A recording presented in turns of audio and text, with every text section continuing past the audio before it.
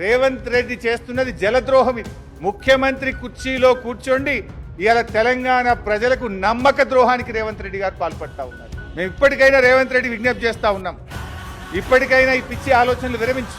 చరిత్ర పుటల్లో చరిత్రహీనుడుగా మిగిలిపోకు. రాష్ట్ర ప్రయోజనాలు ముఖ్యం. గురుదక్షిణ చెల్లించుకోవాలని ఇంకా చాలా మార్గాలు ఉన్నాయి, చూసుకో. కేంద్ర ప్రభుత్వ సంస్థ అయిన కేఆర్ఎంబి కృష్ణా నదీ జలాల వినియోగంలో తెలంగాణకు అన్యాయం చేసింది. ఈ సంవత్సరం 25% తెలంగాణ వాడుకున్నది, 75 ఆంధ్రప్రదేశ్ వాడుకున్నది. ఎంత అరిచినా మొత్తుకున్నా ఇవాళ కేంద్ర ప్రభుత్వం కేఆర్ఎంబి పట్టించుకోలేదు. తెలంగాణకు కృష్ణా నదీ జలాల్లో 25% వాడినాం. ఇప్పుడు central water commission interlinking of reverse నుంచి తెలంగాణను తొలగించి మొత్తం గోదావరి నీళ్లను కూడా ఆంధ్రప్రదేశ్ దోచిపెట్టడంలో ఇవాళ సెంట్రల్ వాటర్ కమిషన్ కూడా తెలంగాణకు ద్రోహం తలపెడతా ఉంది. అటు కేఆర్ఎంబి కృష్ణా నదిలో ద్రోహం చేసింది, ఇటు central water commission Godavari Banakacherla ద్వారా ఇంటర్లింకింగ్ ఆఫ్ రివర్స్ రూపంలో తెలంగాణకు ద్రోహం తలపెడతా ఉంది. మరి ఈ రాష్ట్ర మంత్రులుగా మీకు బాధ్యత లేదా?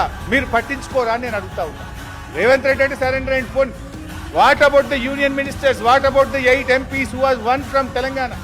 మీరు ఎందుకు మాట్లాడతలేరు? బండి సంజయ్ గారు, కిషన్ రెడ్డి గారు ఈ రాష్ట్ర ప్రయోజనాలు కాపాడతారా, లేదు రాజకీయ ప్రయోజనాలకే మీరు ప్రాధాన్యత ఇస్తారా?